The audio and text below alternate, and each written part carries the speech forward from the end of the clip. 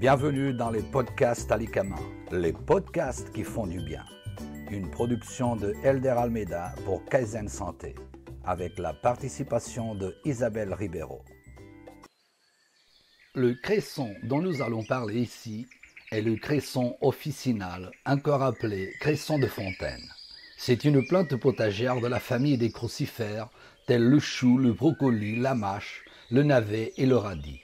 Il ne faut pas le confondre avec le cresson de terre, Barbaria verna, ou le cresson alénois, deux espèces poussant dans des lieux secs.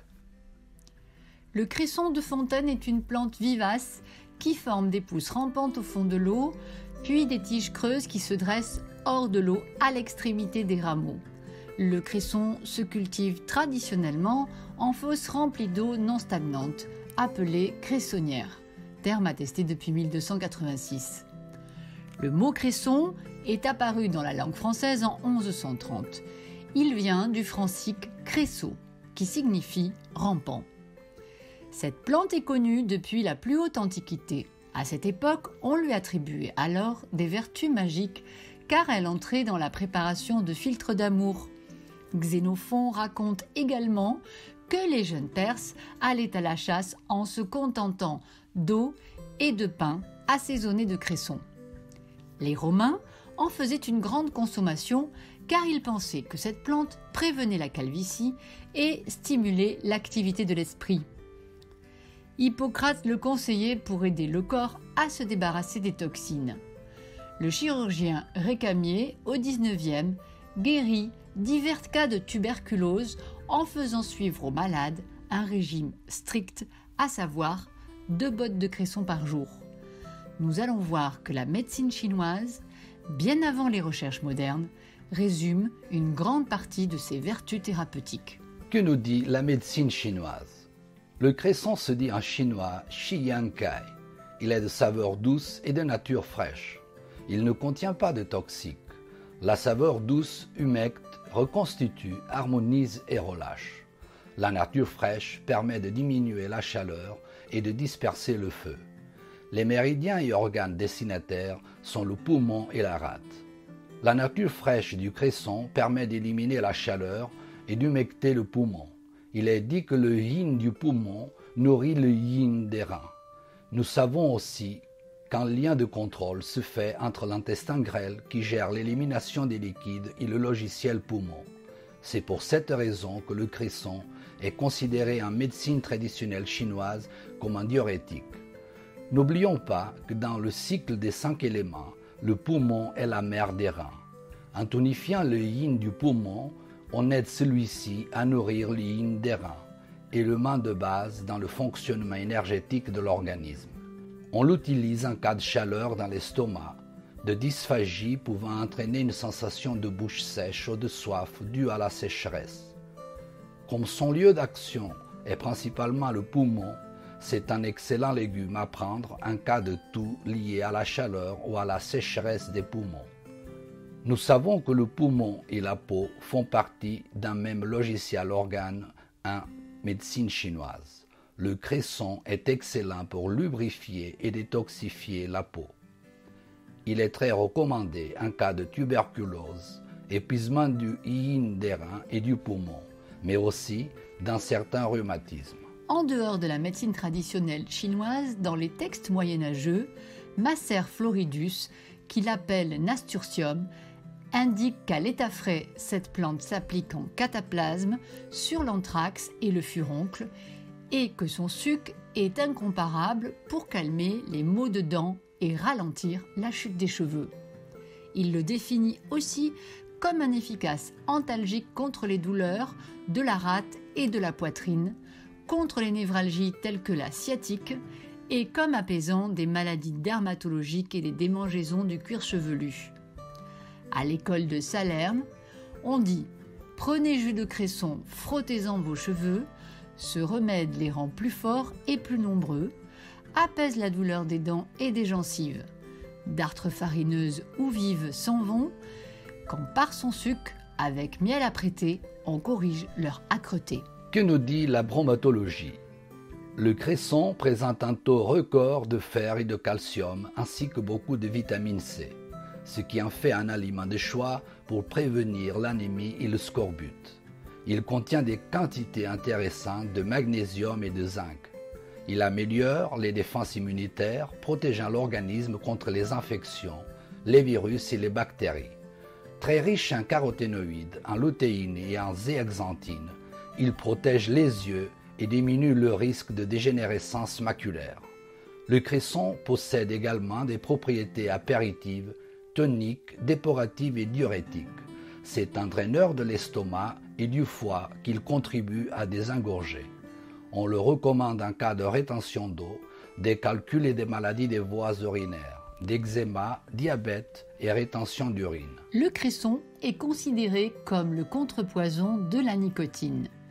Une consommation régulière de cresson contribue à une meilleure prévention de certains cancers, comme ceux du poumon et des ovaires, ce qui corrobore les dires de la médecine traditionnelle chinoise. Très riche en calcium, il renforce les dents et les os. En médecine chinoise, les reins sont la mère des os et du squelette, et les dents, l'extrémité des os. Il calme aussi le saignement des gencives et absorbe la mauvaise haleine. Le cresson aide le corps à éliminer l'excédent de liquide et détoxifie l'organisme. Il soulage les maladies de la peau, nettoie celle-ci et redonne l'éclat au teint. Riche en vitamine B6, il agit sur les neurotransmetteurs du cerveau comme la sérotonine et la dopamine, responsables de la sensation de bien-être. Il est donc bon pour le moral et améliore l'humeur. Le cresson peut être consommé frais, dans une salade avec de l'huile d'olive et du citron par exemple, ou en décoction. Bien qu'il puisse être produit toute l'année, on le trouve sur les étals surtout au printemps. Il est présenté sous forme de bottes, liant entre elles des tiges sans fleurs ni racines. Attention, il est fortement déconseillé de manger du cresson sauvage. Celui-ci pouvant abriter la douve du foie, dangereux ver parasite à l'origine d'une grave maladie du foie, la dystomatose. Le cresson cultivé que l'on trouve sur les étals de marché ou en rayon légumes, trop rarement, malheureusement, est exempt de parasites. Une fois acheté, le cresson se conserve au maximum 2 à 3 jours au réfrigérateur en laissant tremper ses tiges dans un vase en renouvelant l'eau régulièrement. Il convient donc de bien le laver et de l'égoutter avant la consommation. Le cresson des fontaines, lorsqu'il est haché, peut être utilisé comme le persil ou la ciboulette dans les salades et les soupes. On peut en faire des purées et aussi des veloutés. Les feuilles peuvent être consommées comme celles des épinards. Dans les magasins diététiques, on peut le trouver sous forme de poudre ou d'ampoules buvables.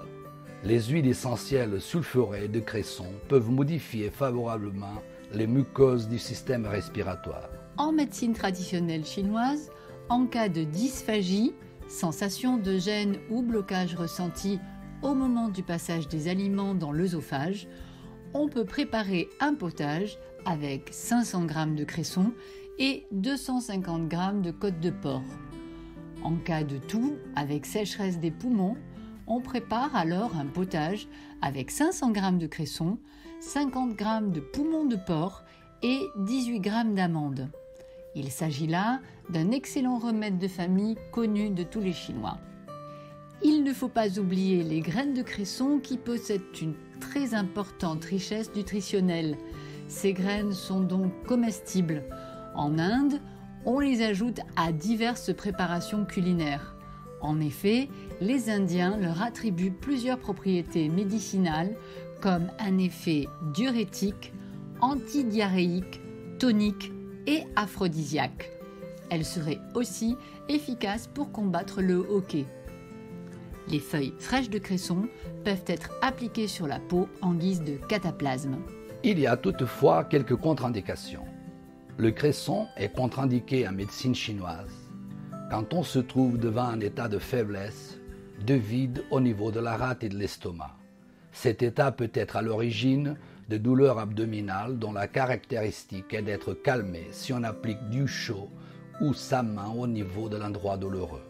Il est déconseillé aussi d'en consommer en cas de froid et de vide des poumons, de même en cas de diarrhée froide par faiblesse de la rate. En conclusion, plus que jamais, la loi des 9 jours qui prône la diversité quant à la consommation des fruits et légumes trouve toute sa place ici. Parmi la multitude d'aliments de la pharmacie du bon Dieu, le cresson, ce légume oublié, prend ici une place de choix. Mais si vous le consommez en tant que crudité, faites attention de bien le laver, ce qui est d'ailleurs vrai pour tous les légumes. Vous pouvez écouter tous les podcasts des alicaments sur www.kaizensanté.fr. Nous vous remercions de votre écoute et à bientôt pour de nouveaux podcasts.